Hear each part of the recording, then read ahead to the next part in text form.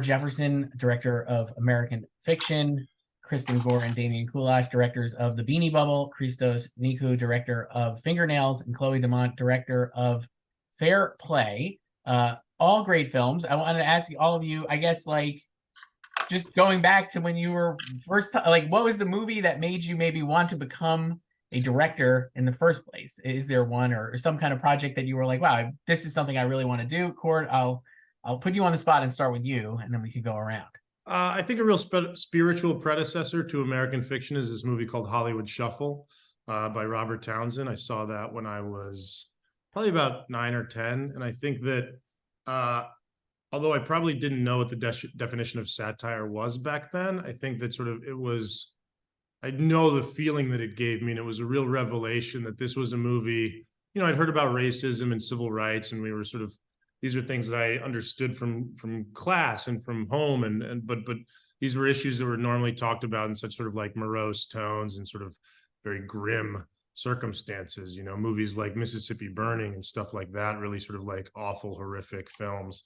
And then this was a movie that all of a sudden was talking about racism in a way that made you laugh every single scene. And sort of like, these were people who were finding joy in all of this and finding ways to celebrate and laugh in all of this. And to me, that was I just sort of like felt like a real light bulb go over my head in that moment. And so while I wouldn't say necessarily that that's what inspired me to sort of make film, that is something that has stuck with me since I was, for the past 3 decades.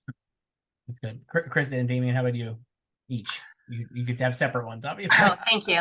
There are too many films that made us want to make stuff. That I'm going to follow Cord's example and just think of one that inspired this particular film. You wouldn't see it on the surface necessarily, but Casino. It took me years to figure out why I was so in love with Casino. I mean, it's a great film. Scorsese's films are all great, but realizing that there was something special about the way color and atmosphere worked in that film because it's set in a ridiculous place, that you can have this like very heavy and serious type of drama that lives in a surreal world and is grounded because the world itself is meant to be surreal. To me, that was the attraction to the Beanie Baby craze at all, was that like we could tell this really dark tale in the middle of an incredibly joyful burst of ridiculousness. Yeah, that was for sure a reference for us in a lot of ways. But in terms of childhood inspiration or wanting to be a director, tell films through stories, broadcast news was a big one for me because it was filmed. I remember when it was filmed in the Virginia, DC area, which is where we grew up, and having a friend's mother be an extra, and kind of for the first time realizing how these stories were actually made, that they didn't just appear magically on the screen, and then the characters in that story, Holly Hunch's character was so like strong and funny and layered and in surprising ways, and I was really drawn to her, and so that was a really big one for me as well. That's great. Those are 2 great films. And Casino, I think, is great too for Beanie Bubble because of it's such a great movie about capitalism, like the corrosive nature of capitalism, right? And I think that also is probably appropriate for Beanie Baby craze. Well, yeah, and I don't want to prattle on too long about it, but what I really love is that it's set in the 70s and 80s, and yet the color scheme is not at all 70s and 80s. Like, it's the colors of the shiny past. And so you go back to this place where you're just like, the moment before now when anything was possible, and it's just like sunny, and it has a slightly lifted quality that makes it somehow more real instead of less. Yeah. Christos, how about you? The movie that made me to want to be a filmmaker was The Truman Show, and it's always an inspiration for everything I'm doing, I think, because first of all, it's an amazing prophecy about life. I think that it has one of the best scripts ever, and at the same time, it has the perfect balance. As I said earlier, I'm not a big fan of genre films. I prefer movies that they're doing a lot of things and they are creating a lot of different emotions, and The Truman Show has the perfect balance between comedy and drama, has the perfect balance between creating something that is high concept, but at the same time, very grounded, and how you can create something that is dystopian, but at the same time, it's very humanistic. So I think that Andrew Niccol, especially with his first two films, created something that, as a writer, that we haven't seen a lot before. And then, of course, Charlie Kaufman continuing that way with his stories. But I think that I love that film so much. Yes, it's a great film. So good. It's an incredibly good film.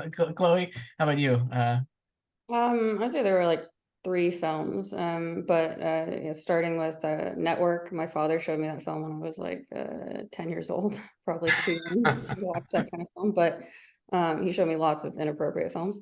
But no, it just blew my mind, just in terms of tone, and I mean, the script is, I think, the greatest script that's ever been written, and that's not a matter of opinion, that's a fact. But yeah, just the script on every single level, the script, the performances, tone, it just completely just drew me in a way that I was like, I'd never seen anything like that before. Then I would say Dog Day Afternoon, just staying with Sidney Lumet. That was another film that I think I'd never seen a heist film like that before, and then I think it just subverted the genre in a way that was so exciting to me, just with the character and how just a character, who a character is, can subvert a genre in a way that was just so heartbreaking and devastating and funny and again, a kind of tonal mashup that was so exciting to me. And then I would say the third one was Paper Moon.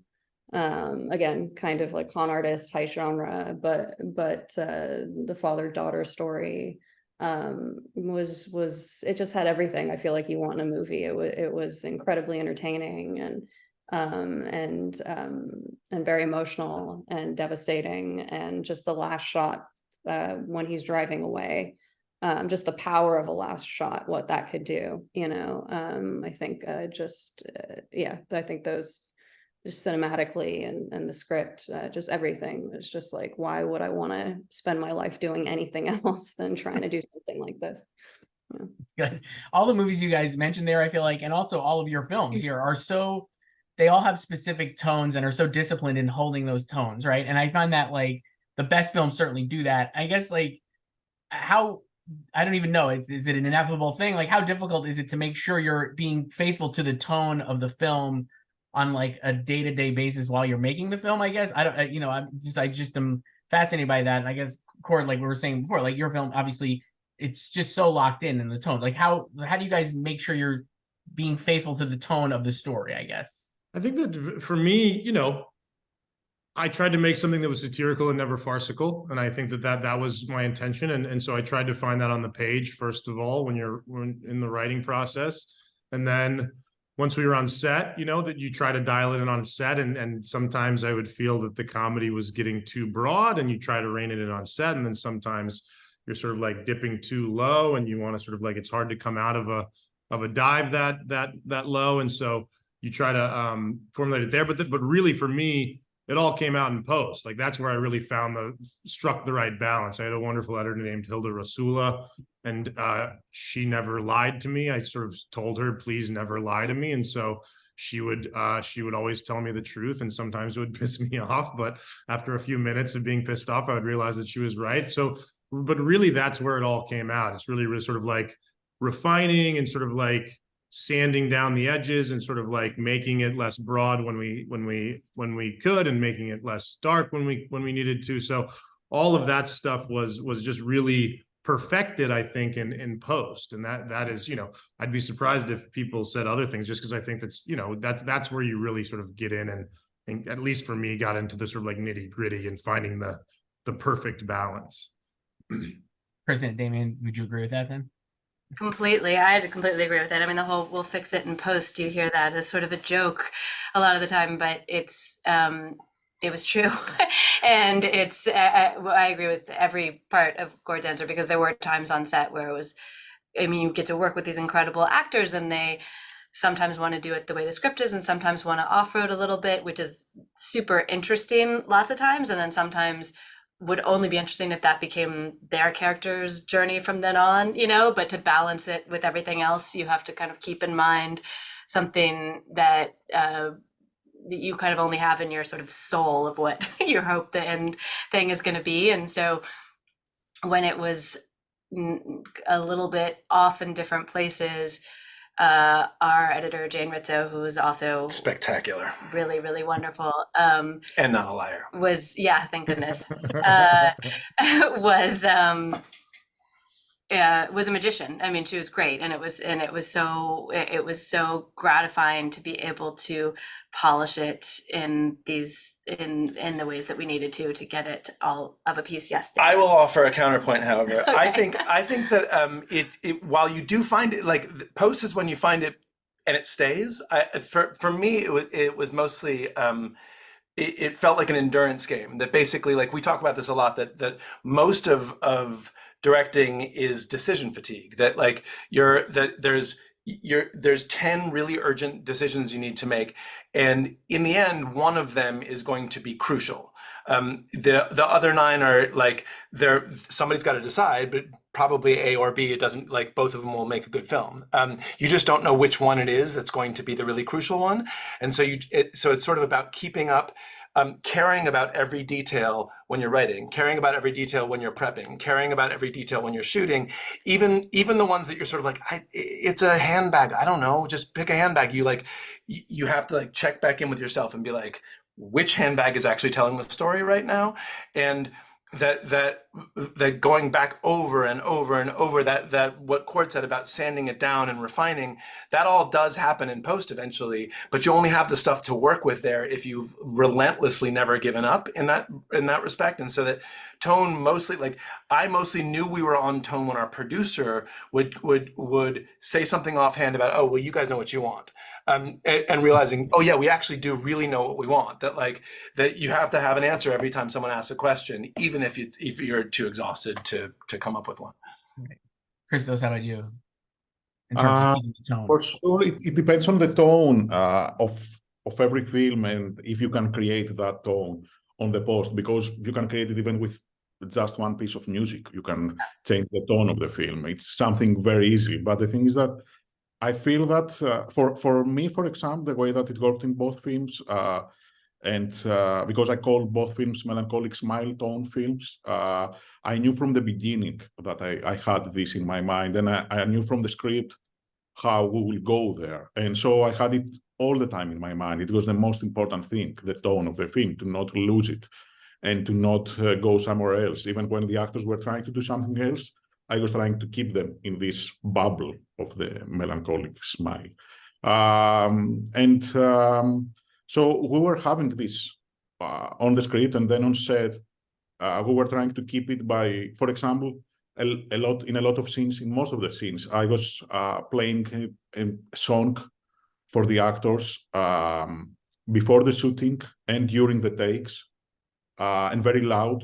So the whole crew and cast were listening one song. And with this song, I was trying to create the right mood for the scene. And the actors also were connecting easier. And it was making, I mean, on set, there is a lot of noise. And there is also a lot of distraction. And there are so many things that you are always feeling that are not so... So you're trying to find ways how to create one family and a place where also the actors can perform in the best way without feeling that they're going to work, but they're just there like humans. So that was for me the most tricky thing, but at the same time, the most interesting thing, how you can keep this tone by finding new ideas all the time. Yeah, that's great. And Chloe, how about you? Yeah, I think it's actually the most challenging thing to constantly keep control over, and especially sometimes I think when you get into post and you're in post for 3 months and you start to lose perspective, you know, it can be, I think I found that actually the most challenging part. But you know, with my film, I wanted to create this pressure cooker thriller and this kind of ballooning tension, and I actually found I had a lot more comedy in the script that I ended up cutting out in post, because the comedy was actually deflating the balloon of tension. And that was interesting. That was something that I discovered myself, just in terms of tonal balance. But I just feel like it's a constant temperature check in performance, you know, and levels. I mean, in everything, it's just constant, like, oh, okay. And I think, like, I'm someone who does a lot of takes because I want to have options, you know. I want to have options because you can go in with such a strong, you know, very clear vision for exactly what you want, but still get options because you might change your mind in post. And when you know, you just want to have all those shades. And I was just so lucky that I had two incredible actors that just gave me so many different shades, that I was able to dial a little bit more left in some scenes than I originally thought, or dial a little bit more right. Because when you put it together as a whole, you know, you just need that. And yeah. So yeah, I think that's just if I could add one more thing of what Chloe just said, I think that is, you know, that's really where the kill your darling stuff comes in, at least for me. It's like, because I'm sure that some of those things, those jokes were funny, right? Like, it's like, I'm sure that they were funny jokes. You have great actors and you're a great writer. And so I'm sure that some of them, you know, it was painful to cut because you're like, this is a really good joke and they performed it really well and it's really funny. But, you know, you sort of like, in looking at the grand scheme of things and looking at it as a whole, you know, we lost like 11 scenes from what we shot, which to me sort of like felt like a lot. But there's some stuff that's like amazing that I just really, really love. And it was really difficult for me to cut them out of the film. But it's like, you realize like, oh, this isn't the movie though. Like this is not the film that we're making. It's sort of like, this is a wonderful 2 minutes. And I really, really wish that we could find a way to put it in something else eventually. But it's like, these 2 minutes do not belong in this movie, unfortunately. Well, and everything is about emotion in the end. That like filmmaking can be so clinical, and it has to be so clinical to get something so enormous made. But you're basically like trying to write a song, like something that will just hit you, just like it just comes across as an emotion. But instead of like playing all the instruments, you're actually like writing out each note one at a time, months apart. And then you have to listen to the thing and see if it actually feels the way it was supposed to. And of course, notes are going to need to change and whole passages that are going to need to change. And you're lifting things that, you know, it's like that constantly questioning yourself to make sure that the emotion is still there, even when you're losing perspective. That's the whole challenge. Yes, but in a way, I feel that also sometimes we are following some rules because we need to keep the tone, for example, of what you said, Chloe, about the thriller, for example. I was watching 3 days ago here in a cinema in Athens, again, Seven by Finch. And it has a very funny line in the last scene that I didn't remember at all, about a dead dog. And Kevin Spacey says that, oh, I didn't kill that one. I didn't even remember that. And I feel that that, for example, life is everything. Movies should also be everything. I think that sometimes we're staying so much in rules on creating a very specific tone, I'm sure that Oppenheimer is a great movie, but I'm sure that Oppenheimer in real life, he was laughing sometimes. He wasn't so serious all the time. So I believe that that's how we should create also. We are educating the audience. We are responsible. We are learning them that there is that thing about also the tone that I think that we are responsible. I mean, we in Greece, they were responsible in the past, in the ancient Greece, by creating ancient drama and ancient comedy. That because you knew that you will go to the theater either to laugh or to cry. And life is not like that. Life is everything. So I think that the tone should be a little bit more mixed sometimes.